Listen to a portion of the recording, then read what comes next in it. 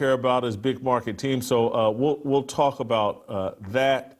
But I'm so excited about where we're going to start the show. I'm just going to jump right into it. The WNBA, let's get their statement. Let's start there with the WNBA statement about their investigation into, do we not have the WNBA statement? Wow, the WNBA statement about, let me call it up here on my Twitter account. The WNBA released a statement exonerating Fever fans yesterday, and no one should be surprised. I'm certainly not surprised. You shouldn't be surprised.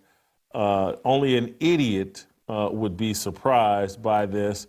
There was never any truth. And again, obviously I have a bias because I'm from Indianapolis, but this whole deal about how Indiana Fever fans said all these ridiculous things about Angel Reese, and they made these monkey noises, and they mocked her in a racially insensitive fashion.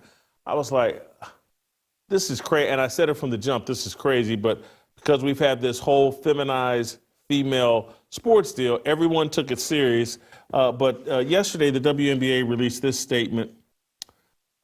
The WNBA today issued the following statement regarding the Chicago Sky and Indiana Fever game on May 17, 2025. We have investigated the report of racist fan behavior in the vicinity of the court during the May 17, 2025 Chicago Sky and Indiana Fever game based on information gathered to date, including from relevant fans, team, and arena staff, as well as audio and video review of the game. We have not substantiated it.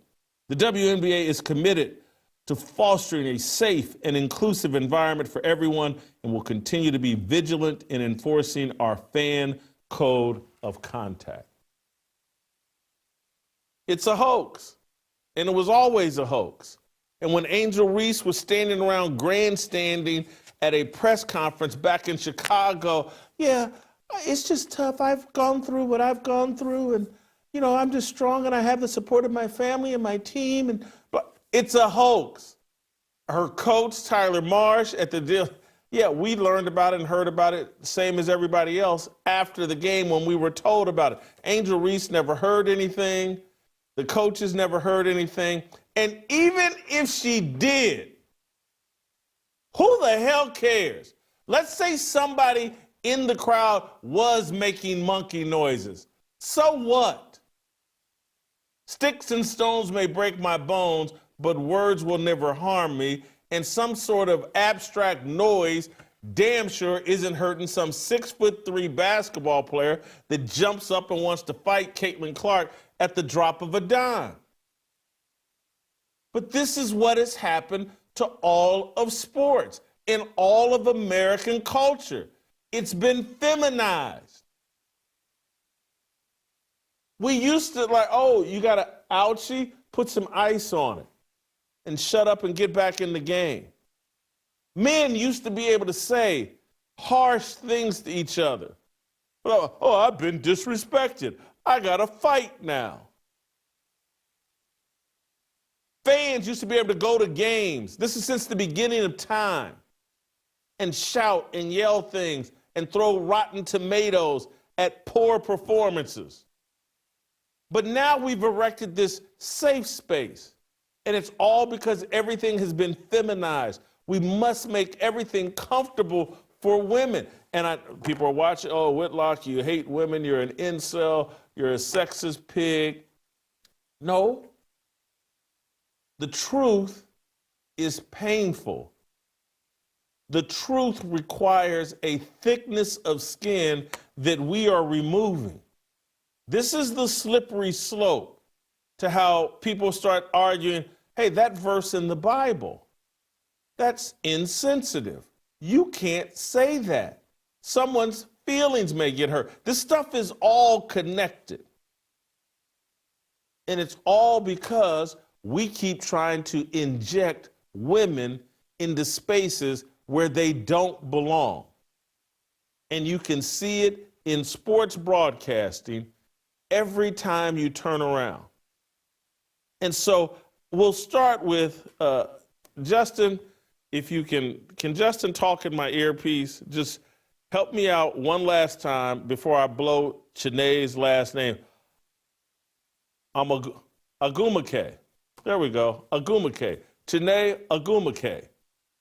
She's some former WNBA player. I think her sister still plays in the WNBA. She's some ESPN broadcaster. Let's start here. This is, I believe, her, SOT number 2. This is her talking about these racist attacks from Indiana Fever fans. And what Angel Reese has gone through. Play the clip.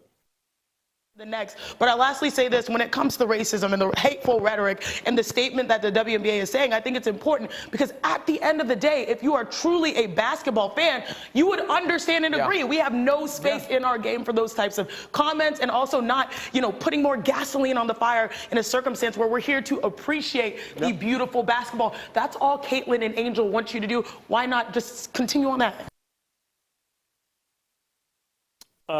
That's Agumake pretending like this Indiana Fever racist, that there had been some evidence, some proof.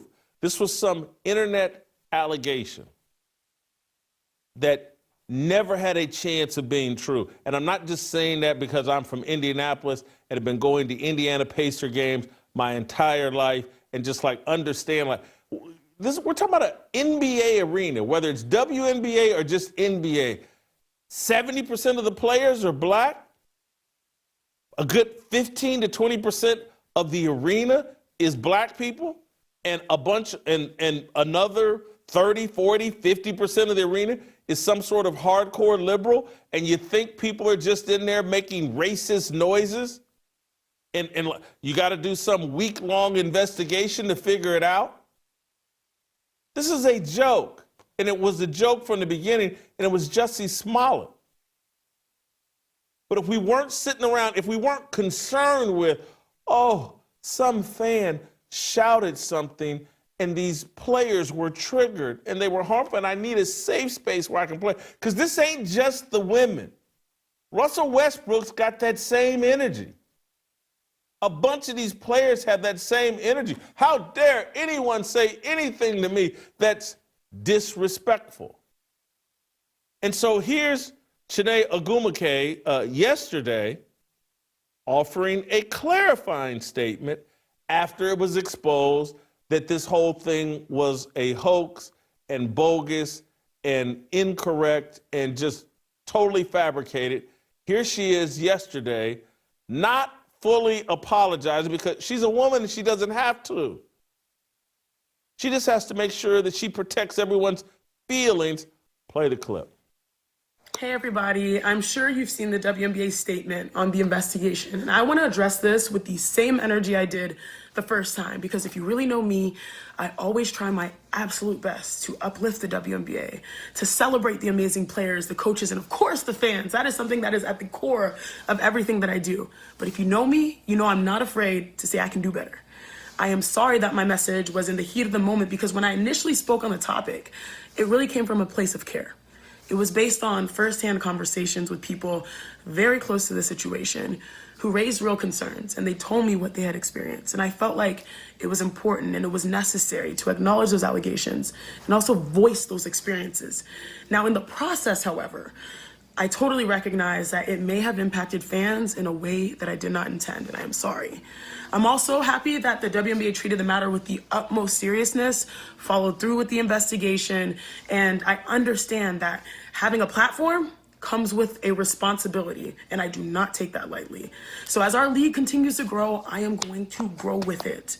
And I am so committed to be better in how I share perspectives and grow alongside the game that I truly love and adore. I mean, some of my favorite memories as a pro was playing in Indiana, and I truly believe that WNBA, we have the most passionate fans, and I'm grateful for our community.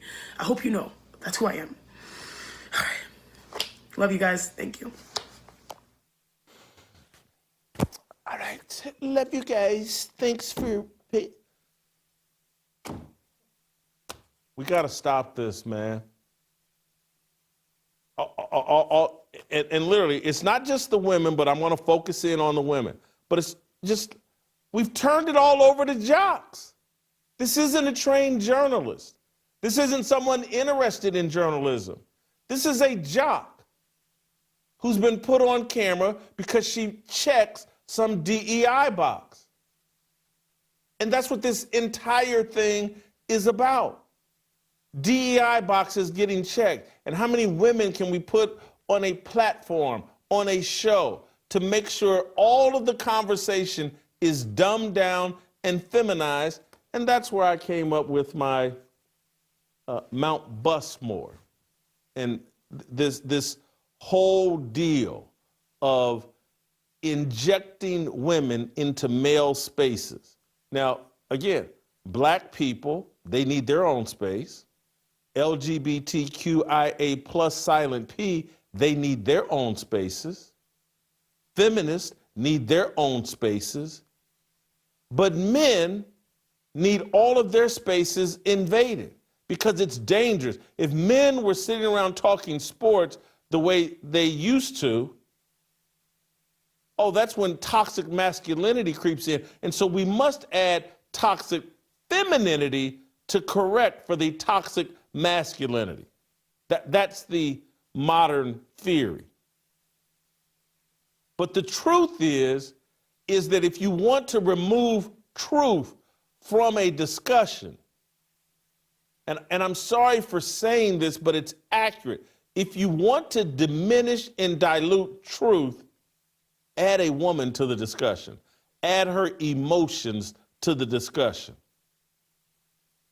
Add her feelings to the discussion. Because women, and I'm not taking a dump on them, they're just built different, their mentalities are different, but their feelings must be affirmed. And feelings are mostly devoid from fact. And so if Angel Reese and the Chicago Sky say they felt unsafe or they pretended to feel unsafe, we all must deal with their feelings rather than reality. And the reality is that men and women have been playing basketball in arenas for 50, 100 years. Fans have been shouting things at them for 50 or 100 years, and no one has died. There's never even been an ACL tear because some fan shouted something at an athlete. Nothing happens when fans shout, boo, when they taunt you. Nothing happens. No one's death has been tied to a fan shouting something. Feelings may get hurt, but there used to be a time when men didn't care about their feelings getting hurt because they didn't let any and everybody hurt their feelings. I'm in control of my feelings. If someone right now shouted some sort of racist taunt at me, it's my decision whether my feelings get hurt by that. But because we've injected women into male spaces and overdosed on women in male spaces, now there's constant conversation about feelings. And now there's constant moving into a place where the truth is irrelevant or less relevant. And so now we sit around and we want, oh, did Indiana Fever fans? And we listen to audio. Is that a monkey noise?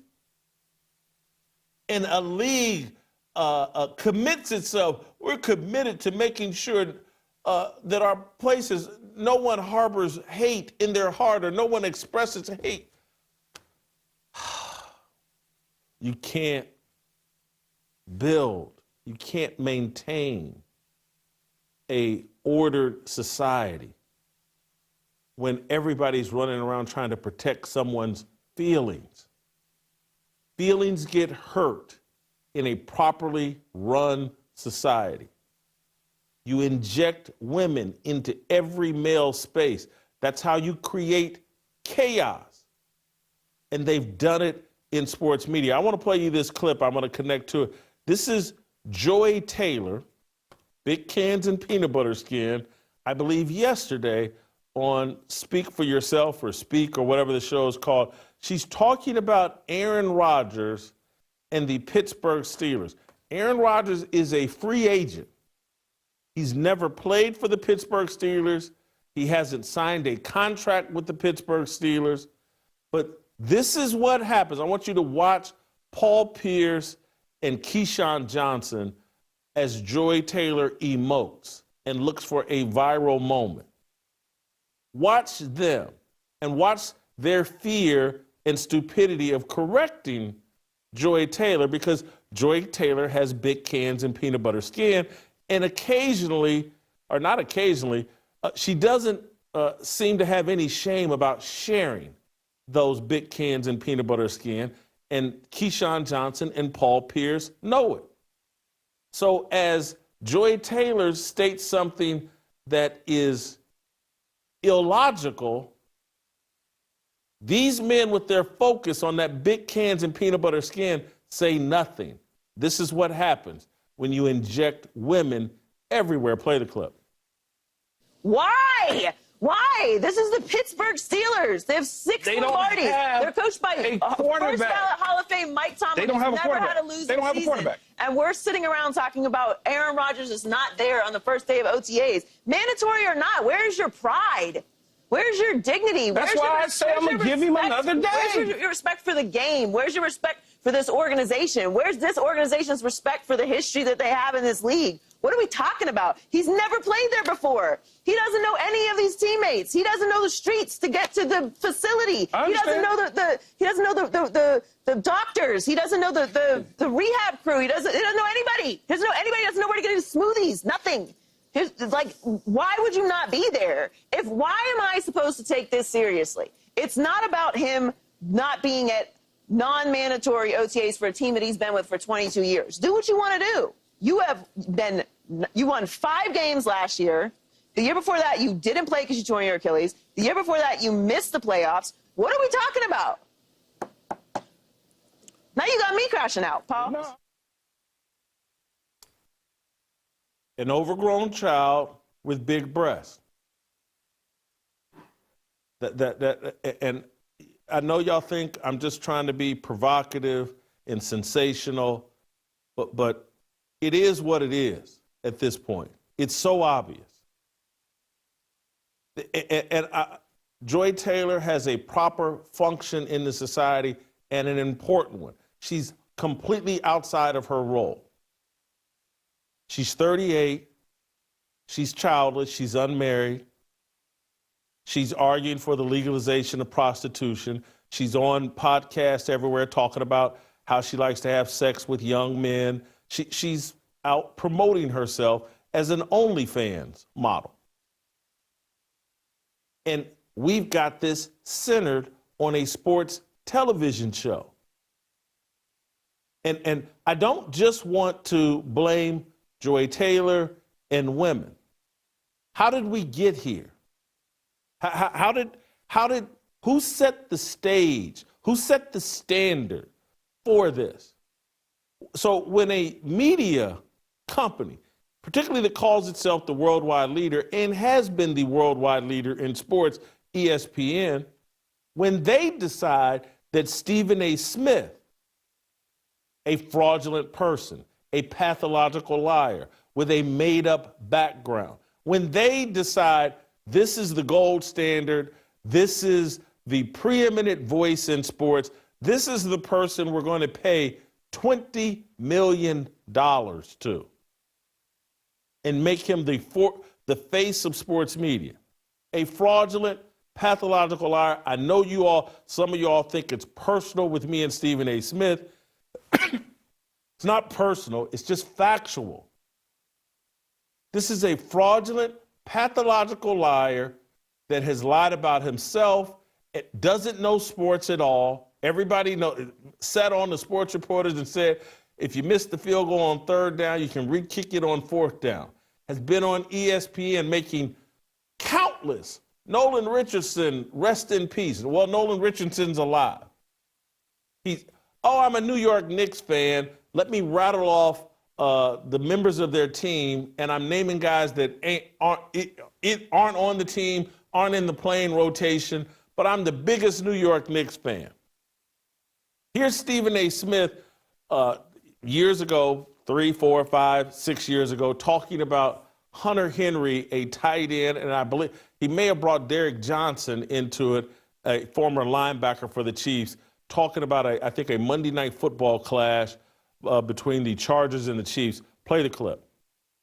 And I'm going to have some faith in Spencer Ware and thinking that, he can do some things. I'm keeping my eyes on this matchup right here. Spencer Ware's out. Linebacker. I'm sorry? Spencer Ware is out. Oh, yes, I forgot. I'm sorry, Max. I'm sorry. Yeah. Absolutely, he is out. But I'm thinking Tyreek Hill. I'm thinking Patrick Mahomes. I'm also looking at the San Diego Chargers on offense, and I'm thinking about Hunter Henry and the way that he's played this year and as effective as he's been. He's going up against Derek Johnson, and I got to keep my eyes on that because I'm looking at it from the standpoint. I'm going off memory.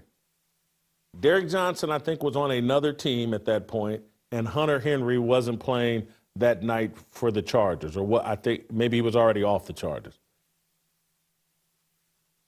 This is the gold standard of sports media. This is who ESPN has pushed all its chips in and said, you're the man. Monday Night Football, Chargers, Chiefs. He doesn't even know who's playing. I'm the biggest Knicks fan. He doesn't know who's on the roster, doesn't know who's in the playing rotation. Doesn't know that you don't get 2 chances to kick a field goal. I could go on. Fabricated background about a college basketball career, caught cold busted. He's the gold standard. When someone that incompetent and that fraudulent is the gold standard, it now opens the door. Well, anybody can do this. Joy Taylor, Katie Nolan, Jemele Hill, Mina Kimes. And there's no standard here. There's just DEI boxes and quotas to check. There's a price. There's a price for the dumbing down of conversations. And it's just sports, it's irrelevant. No, it's not.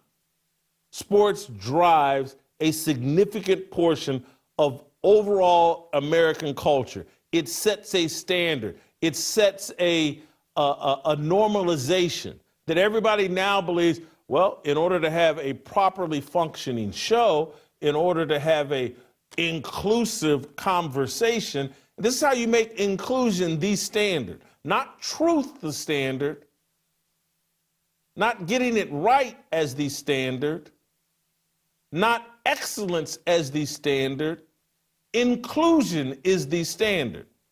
And so let's include an idiot and a pathological liar who will promote racism at every turn. Let's be inclusive. That way, when we bring the women in that don't really care about sports, don't really know it the way men do, haven't participated in it at the level that men have, well, no one can complain. Because our gold standard is a total buffoon. This is how you create a Mount Bustmore. And this is how you create people like Jemele Hill, who, again, knows a tiny bit about sports, but mostly wants to talk about how much she hates Donald Trump because that's what she's qualified to do. That's her emotions. She doesn't need to know anything about sports. She just needs to tap into her emotions and her feelings. This is how Mina Kimes ends up as some NFL expert who thinks cover 2 is some radical invention that has stopped and shut down NFL offenses. This is how Katie Nolan got to go from Fox Sports to ESPN, 7-figure paychecks, while never, ever, ever being qualified to host a live television show. Never. And how you got stories about, she's the new face of sports media. She's the greatest thing that's ever happened. And never hosted a live show, never hosted a relevant show, never hosted a show that was drawing more than 40 or 50,000 viewers, was only repeating the talking points handed to her by executives who were enamored with her girl next door looks. They've dumbed down everything, and the men have followed suit. And I know y'all think I am unfair to Ryan Clark, or some of you all think I'm unfair to Ryan Clark. I actually, there's part of Ryan Clark's journey that I really, really like. And that part of the journey is how he made it as a football player. He was undrafted, his toughness, his willingness to be an incredible, hard-hitting player is how he made it in the NFL and had such a solid, rock-solid NFL career. And now I've watched him move into sports TV, and they've eviscerated his masculinity. He thinks he's on TV to promote the worship and the elevation of women. And he doesn't even realize he's adopted the language, the mannerisms, the presentation of women. He doesn't understand how he's been emasculated. I just want to play a short clip of him going after RG3 late last week over Angel Reese criticism. And he used the word microaggression. Play the clip. And I think this is what I like RG3 to know, that no matter how much he continues to echo the microaggressions of racists, he'll be no less black than me. Mm-hmm.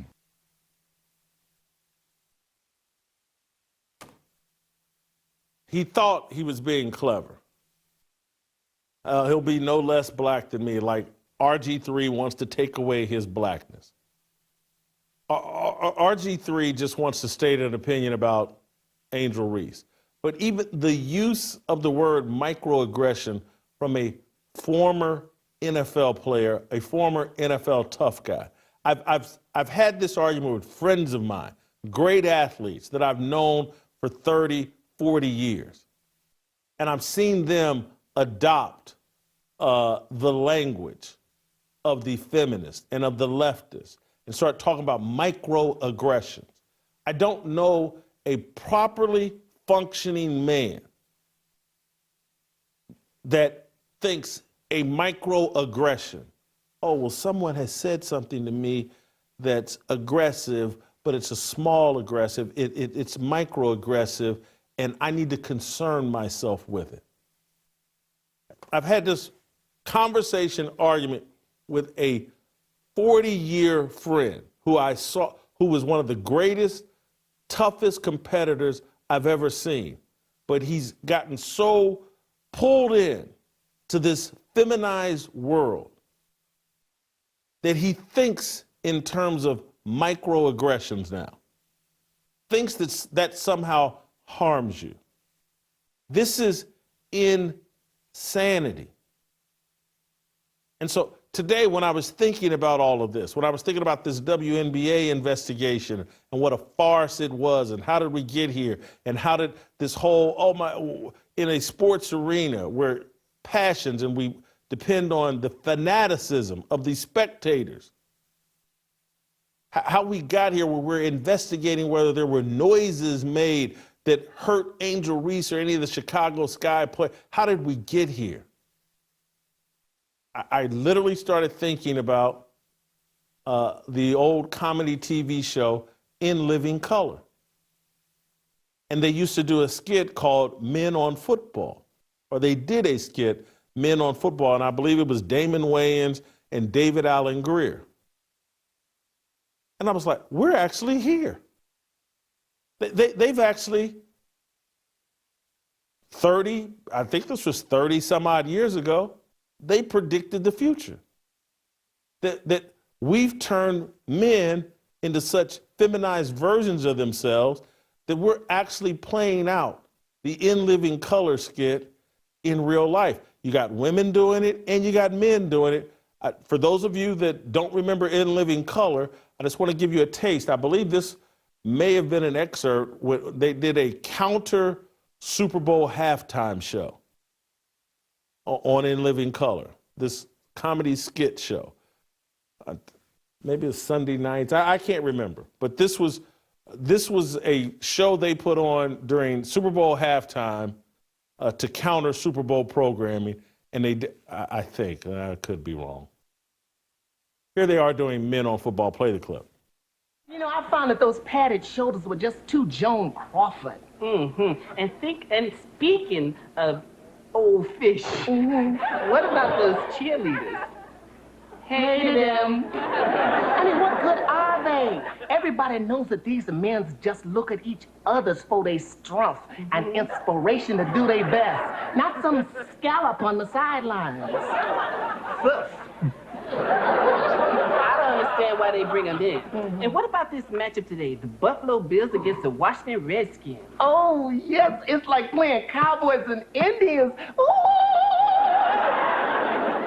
Well, tie me up and scout me, but I'd be a lot more entertained if they were playing with the Oilers and Packers. That's a thought.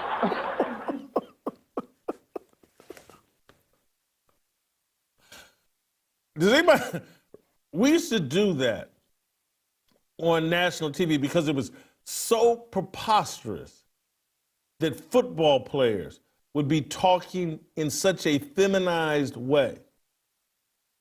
But now they are. The entire conversation around sports, from all these tough jocks, was so-and-so disrespected? Did they disrespect this feeling or that feeling? How should so-and-so feel about X, Y, and Z? Feelings. And people caping, did someone get something shouted at them that hurt their feelings? This is what we're doing. We're not talking about, matchups and Patrick Mahomes versus Darrelle Revis or Patrick Surtain Jr. or whomever. We're talking about feelings. This is what women have done to sports talk, because men are different when you inject a woman into our environment, particularly an attractive woman. We change up completely, and the truth becomes irrelevant to us. All that's relevant to us is, hey, is there a chance this woman is going to let me get next to her in private somewhere? And I don't want to say anything that jeopardizes that opportunity. Your lack of sexual discipline, your lack of control, you're being drug around. And trust me, I used to be right there with you. Drug around by your smallest head and by your sexual lust and desire. You want to know why the world is in chaos? It's that. We're allowing women to drag us around by their big cans and their vaginas. And so, final clip, I just want, just to connect all the dots. And again, I've told Stephen A. Smith, the gold standard. Here's the last time we had one of these racial hoaxes from fan bases, and was there some noise made, was something shouted. It wasn't Chene Omaguke or Umake. Well, I'm sorry, I can't get the name right, but these tethers.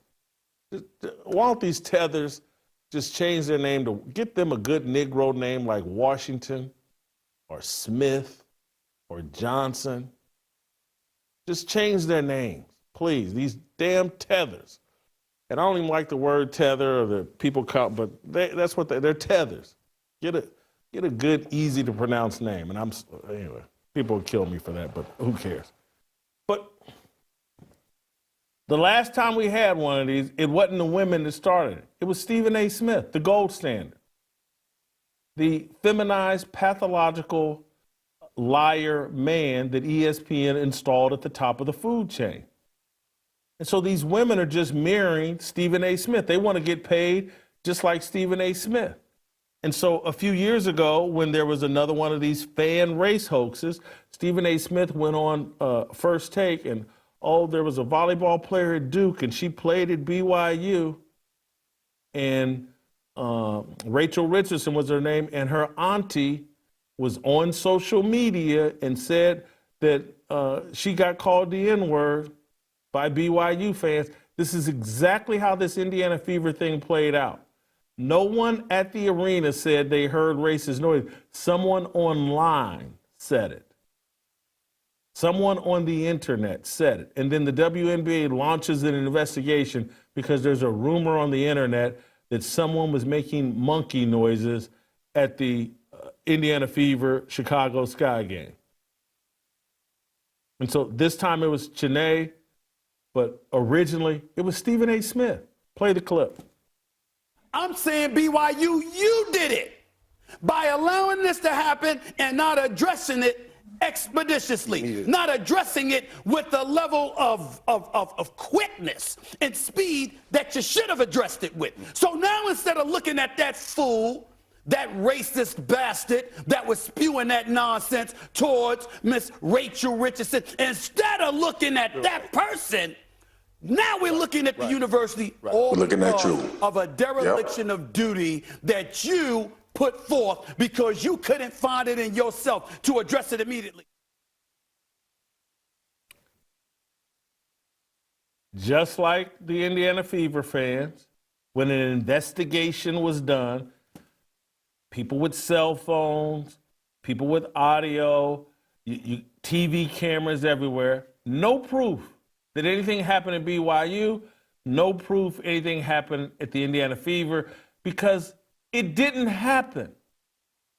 And Stephen A. Smith, if he had tapped in to logic and reason, like, hey man, I've been going to Sixers games, NBA games. I've been going to college basketball games. I've been going to arenas and stadiums as a sports writer and a sports journalist for 30 years, 20 years, however long. And I just haven't seen this. I just haven't heard this. It just doesn't make sense. Inside basketball arenas, most of the players are black. In the audience, there's enough black. This isn't what's happening. If you want to hear the N-word dropped by white people, go to a rap concert and watch them mouth the lyrics, say the lyrics that the rappers are baiting them, asking them to repeat.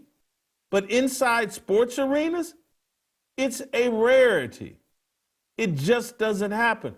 But when you think it's your job to cater to women and to venerate and uplift women and to make sure their feelings and their delusions are affirmed, that's how you make the mistake Stephen A. Smith made. That's how you make the mistake Chene Omoguke made. That's how you make the mistake that everybody in the media is making.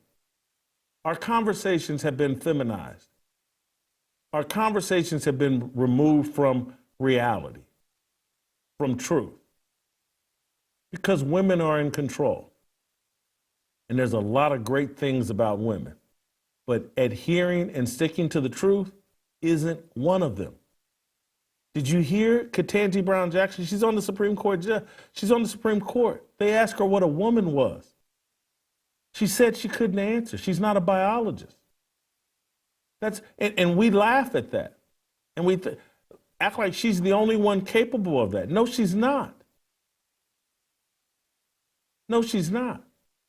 You have women and men, that men with bats and balls can be women. You got women and men talking about birthing people. Feminism is at the root of all of this. So there's my rant on Mount Bustmore. We'll bring in Steve Kim to talk about that. And we'll talk a little bit about Terry Bradshaw and Aaron Rodgers and Joy Taylor. Before we do any of that, guys, I want to tell you about a movie that's out right now by Angel Studios, The Last Rodeo. Angel Studios, of course, produces movies like The King of Kings and Sound of Freedom, movies that uplift and uphold and support our biblical worldview. They've done it again with Last Rodeo. It's a tremendous movie. It's out in theaters nationwide right now. You can get tickets for that by going to angel.com/Jason. Wish that you would. Angel.com/Jason. The Last Rodeo. It's in theaters right now. I encourage you to go see it. It's about an old cowboy that gets back in the saddle again. It's about broken bonds. It's a story that fits my worldview, our worldview. If you believe in biblical values and you want to be entertained with a movie that doesn't violate your biblical values, go see The Last Rodeo. Angel.com/Jason. Steve Kim, next.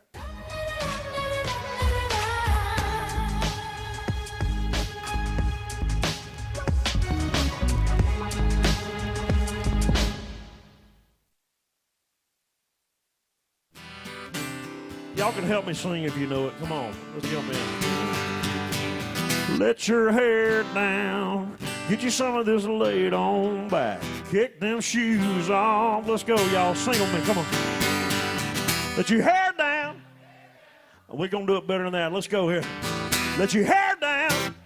Yeah. Get you some of this laid on back. Kick your shoes off. Kick them off. Get you some of this slow down fast. I'll take you up and down these hollers and hills. Let me show you how country feels.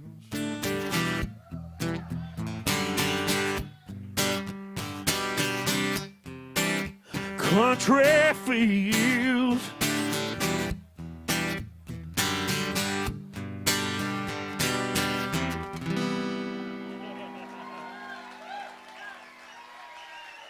Thank you. Thank you, Neil Thrasher, writing that song and trusting a big old boy like me to put it out there. Thank you, man.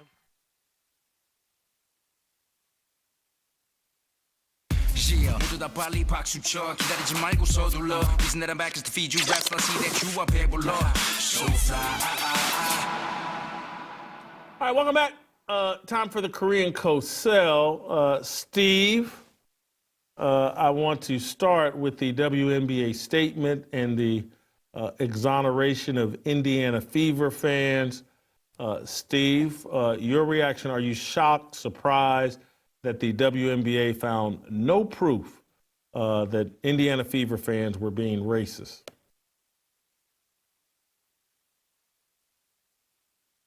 Uh-oh, I don't hear Steve. Is that me or him? Uh-oh, yeah. Let's, we got a little technical problem, microphone problem with Steve. Someone send me a text if we fix that. Audio, uh-oh, I'm sorry. I'm sorry, I should have been paying. I was looking at something else. I'm a little bit behind here. Later today, after this show wraps up, we're going to talk about Jordan Peterson. We'll do it on the Harmony channel. We're going to talk about Jordan Peterson. He did a debate, one Christian versus 20 atheists, and he tapped out during the debate and got embarrassed during the debate. I've never been a huge Jordan Peterson fan or supporter. I can't say I was, well, no, I wasn't a fan. I wasn't a fan. And so we're going to discuss it on Harmony later today on the Harmony channel. I apologize for scrambling here. The other, I want to play, we'll just set up while we try to fix the audio problems with Steve Kim. I want to play you this clip from Terry Bradshaw as he calls out Aaron Rodgers and the Steelers, kind of rips the Steelers for getting involved with the Aaron Rodgers situation. Let's play SOT number 8. What do you think about possibly Aaron Rodgers being the quarterback? That's a joke. He shouldn't. That is just, to me, is a joke. What are you going to do? Bring him in for 1 year? Are you kidding me? I mean, that's that not guy the needs Steelers' way, right? No, man, that guy needs to stay in California and go, Thank go you. somewhere and, Thank you. chew on bark and whisper to the gods out there. 100%. These guys on the show, Mr. Bradshaw, know I'm not a fan of his. We've been around each other personally, and he was not a kind person. Now, he does not. I had to go over and introduce myself to him. He's not. I had to go, hey, Aaron, I'm Terry Bradshaw. I know he knows me, but I just felt like I better tell him who I am. Yeah. And not, you walk in there and you get in his presence and you feel like it's going to start snowing. So. It's very easy right now to dump on Aaron Rodgers. Everybody loves to do it. The guy stood up during the whole vaccine deal. I just saw something where Danica Patrick also ripped on Aaron Rodgers. There's something about Aaron Rodgers' personality that is off. I get it. But I'm not sure if people are being totally fair to Aaron Rodgers at this point. I'm going to call an audible here, and because of the technical difficulties we've had with Steve Kim, we're going to end the show right here, and at 11:30, we'll be on the Harmony Channel talking about Jordan Peterson. So let's play tomorrow, and we will see you tomorrow.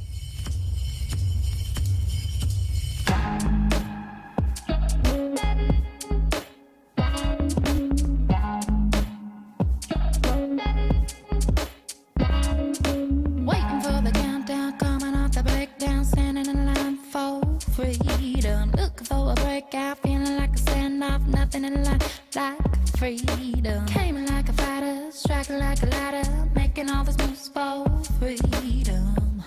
I want freedom. No negotiation, my sister, no relation, we all just wanna have freedom. Sitting on a corner, never been alone, I'm breaking my back for freedom. Blessed, we are living, get back, we are receiving, all deceiving, we all wanna be free. We want freedom. I wanna be, I just want